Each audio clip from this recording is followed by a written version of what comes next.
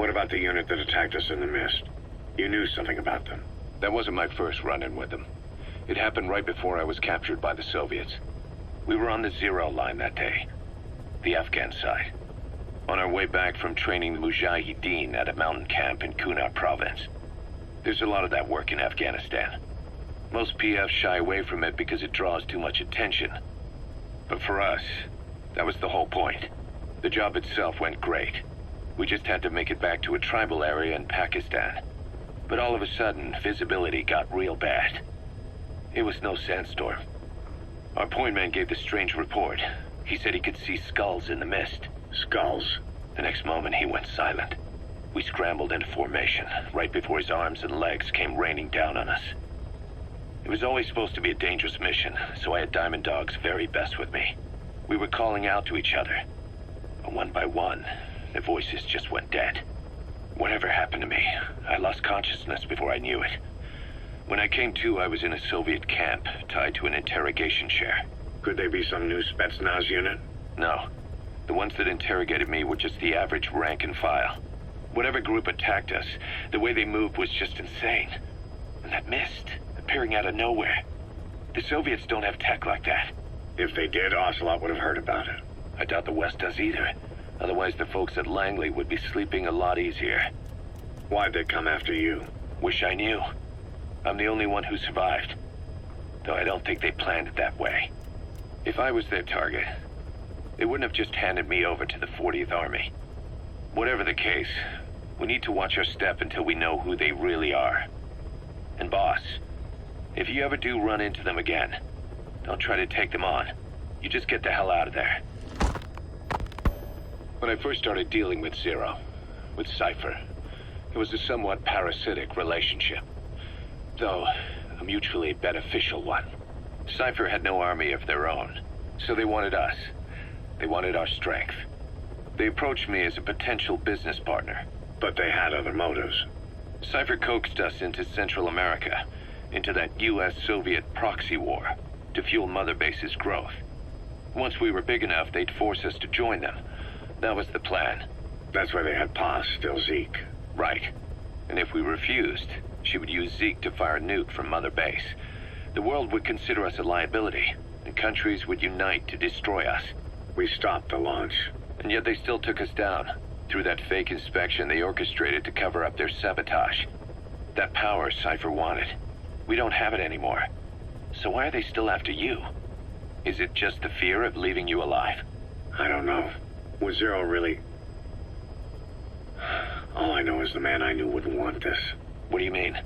We have to consider that it might not be Zero we're dealing with.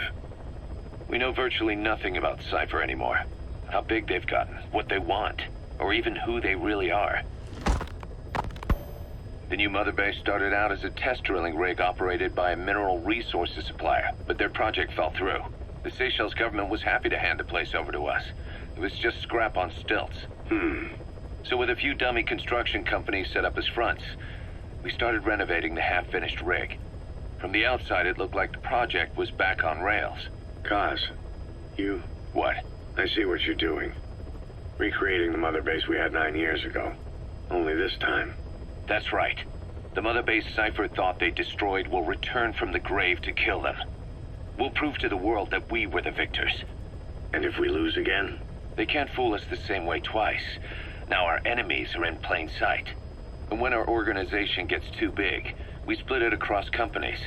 Any company that draws attention gets liquidated, and its capital is back-channeled into a new company. Most PFs are small-time operations anyway. And in this business, the minnows go bankrupt all the time. We've never aroused suspicion. Plus, we have Hewick. Hewick? Human Exploitation Company. It's a business specializing in intel gathering. Think of it as a civilian intelligence agency. Kaz, that's... Remember what they were trying to accomplish at the prison facility in Cuba? That gave me the idea.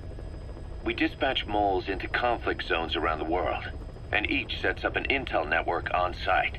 Then they stay in place to give us stable points of contact when other nations intervene in the conflicts. Hewick's strength is that it has a cutout at each level. You get your job from one guy, then you hand it off to another. No one has direct access. It's a perfect black box. Hewick members also work their way into the superpowers intelligence agencies to make sure Diamond Dogs gets work. We have those countries by the balls. That's our deterrent when we need it. Networking? In the intelligence community? Sure, that's how we've grown this far. And when you go out on missions, intel from Hewick will be there to back you up. But despite all that, Cypher has its eyes on us. The only reason I'm not dead is that they needed to know where you were. Figured if you woke up, I'd go straight to you. That's why you made that ruckus at the Zero line. Yeah, to make their own surveillance work against them. I think it took some of the heat off Cyprus. Kaz. Then I just had to wait for you to save me. And I've gotten used to waiting. Kaz. That's not all. It was a good chance to scout the market. And with the West wanting the Soviets out of Afghanistan, their agencies are bursting at the seams with funding. Boss, let's start by building up our Afghan presence. Why put Mother Base in the Seychelles? We're at the center of the world here. We're all the way out in the Indian Ocean. Come on. Lebanon, Sri Lanka, East Timor, and Africa. From here, our reach extends to conflict zones the world over, including Afghanistan, of course. So it's prime real estate for a mercenary. Exactly. Latin America isn't as close as I'd like, but we have Amanda and her people to help in that department. And besides, the Seychelles government owes us a favor. Owes us? The Seychelles has strong ties to the east, which the West wanted to shake up. It came to a head 3 years ago, in an attempted coup. It was a force of South African mercenaries, with U.S. backing behind the scenes. They were only platoon size, but South Africa is home to some heavy PFs. Too much for the Seychelles to handle. In the end, they accepted help from the Tanzanian army, and quelled the coup. We set up the deal and handled on-site tactical instruction. That led to some training work for the Seychelles military. And when we put down a mutiny within their forces, well, we made a lot of people happy. They don't pay us. They just let us have a piece of their offshore territory on the promise we'll come running if something else happens. So we're bodyguards, too. It's a good setup. We can only take Mother Base so far here. We'll have to find somewhere else when this place starts getting big. Aren't you being a little hasty? Nothing hasty about it. You're back with us now. So, Kaz, the ship that took us from Cyprus, it used to be a whaler. Yeah, a Japanese vessel. How was the voyage? It was... stimulating. Well, she was part of a whaling fleet up until a few years ago. Her displacement isn't anything to write home about, but she can really move. She still had plenty of life left in her, but then the work dried up. Global opposition to whaling has been mounting for years. Is that right? The push to ban it has been gaining traction for a little over a decade. Individual species came under protection as the years went on. And then 2 years ago, the IWC adopted a moratorium on commercial whaling. Several countries, including Japan, fought it to the bitter end. But eventually, most whaling companies had no choice but to throw in the towel. You ever tried whale snake? Can't say that I have. When I was a kid in Japan, practically everybody ate it. That good, huh? The country was poor in those days, and whale was cheap. International opinions changed since then. In any case, that's why we were able to get a bargain price on the ship. Of course, we did end up spending 5 times the purchase price in modifications. We had to really work to fit in all the ESM and communications gear while keeping the whaler look intact. Right now, she's going around conducting SIGINT missions.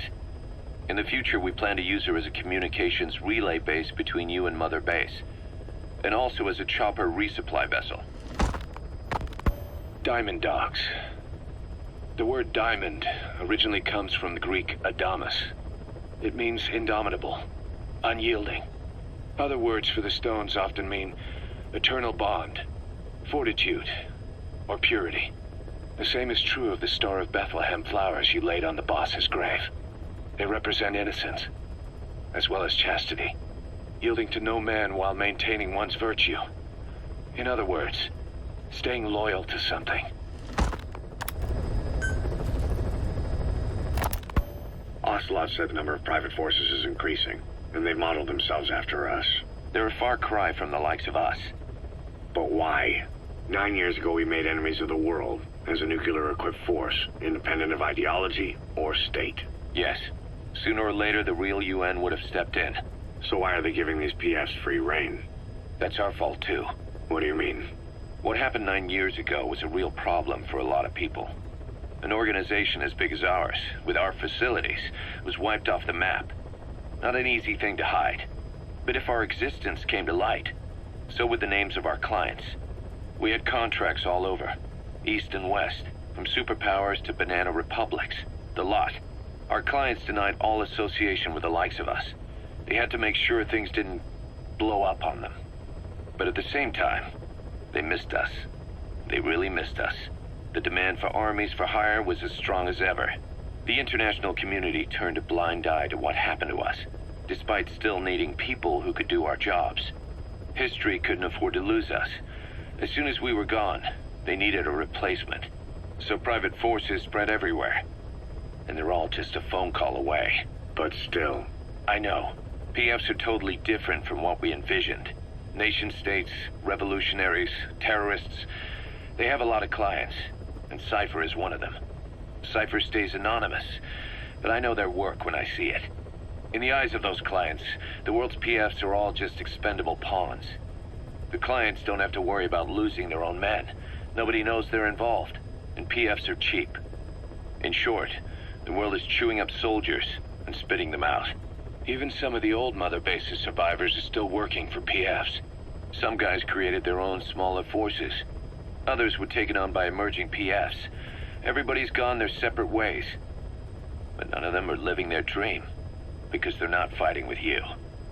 Of course, I tried to headhunt as many of them as I could for Diamond Dogs. It was all a waste of time. They said they weren't interested without you to lead them, but now you're back. And everything's gonna change. We'll unite all private forces under you, transcending nations and economies. What is a nation? Just a patch of dirt. The bonds among us will surpass nations, and that's what'll put the world under our control. We'll establish a new kind of country, redefine the very concept of it. Even Cypher will be below us, an extraterritorial federation of military nations. The United States of Force. Once word of Big Boss's return starts traveling, that'll be our true deterrent against Cypher. In other words, no one will dare to come gunning for you. How do you figure? Cypher lacks a large-scale fighting force. PFs are the perfect tool for them. But those PFs revere you, the legendary Big Boss. If Cypher killed you now, they wouldn't take it lying down. Maybe they'd even go looking for revenge, but they definitely wouldn't keep doing Cypher's dirty work, even if it put their lives at stake. That's why it's no longer a benefit to Cypher to get rid of you. The very fact that you're alive is our greatest defense against Cypher. Nice to know. It'll buy us some time while we get back to full strength. Just keep in mind that what I'm saying is generalizing a lot. In practice, the PFs around the world don't know your face. Just declaring that you're Big Boss won't be enough to convince them. And if they see you as an enemy, they'll come at you with everything they've got. Some hero. That's why you need to bring them back to Mother Base. Show them on your terms that you really are the one and only Big Boss. Once you've proven that, they won't hesitate to join us.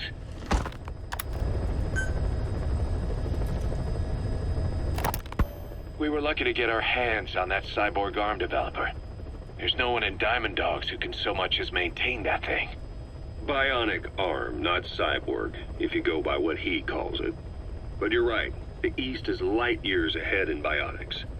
They can even detect through the skin the slight electrical signals from the brain that order muscles to move. And the Soviet Union completed their first bionic arm capable of doing that back in the 60s. Although I guess that news didn't really reach the West. No kidding. Zadornov's was the only one I ever saw. Quite a shock to see it for the first time. And it was no mean feat to get hold of Snake's arm. I couldn't get one for you at the time, but you know, now... Forget it. I've no intention of relying on bionics. Right now I need to keep the pain fresh in my mind. Well, it's your decision. But don't you find it... inconvenient? Not a bit. But the phantom pain... it never lets up. Do you know how many men I saw die that day? There's nothing we can do to bring them back. And you expect me to care about getting a measly arm and leg back? Sorry. But my pain belongs to all our dead comrades. I'll keep living with it for their sake.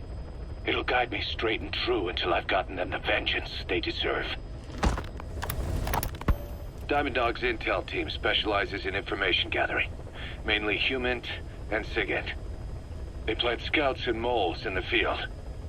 These operatives will blend into the local populace and work under the guise of a resident, or disguise themselves as travelers and ask around for information.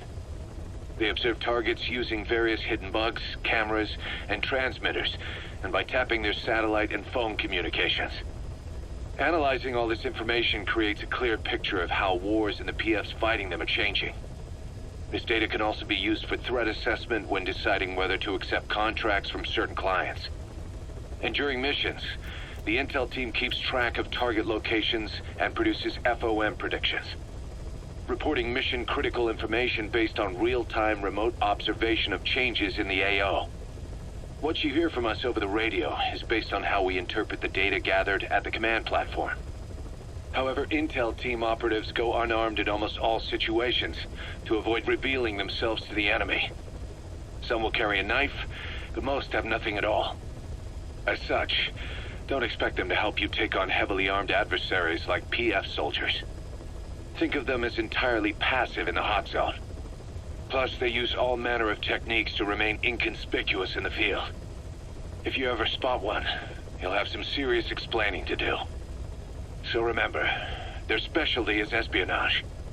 They may not be of use in a firefight, but when it comes to intel, they're pros. DD makes a pretty good partner, huh, boss? Too early to say. Yeah? Just seeing him come back makes me real proud. What breed is he? He's not a husky. You're right. Siberian Husky is a cross between a Spitz-type dog and a wolf. I think DD might have some wolf blood in him, too. He isn't just smart. He's also shown remarkable judgment. If he doesn't do what you want him to, he's just doing what he thinks is right in the situation. And he's steady under fire. Remember, he's no lapdog. But learn his strengths, and you'll understand each other soon enough. You'll make one hell of a team. Ocelot. Why'd you take it upon yourself to train him? Why? Yeah. When's the last time you heard a wildcat raising a dog? I have an eye for him. I knew at first glance he'd make the right partner for you. Huh. And I figured it was about time he got out into the world. So you passed him off on me. There, you see? I knew you liked him. I don't know about that yet. I still think he's trying to figure me out, too. I'll spend some more time with him. You'll see how helpful he can be. What about you? I prefer to work alone. Ocelots don't hunt in packs. Yeah, something like that. Anyway, I'm glad you like him. DD's really taken to you, too. And to going on your walks. Don't be shy about taking him with you in the future. I'll think about it.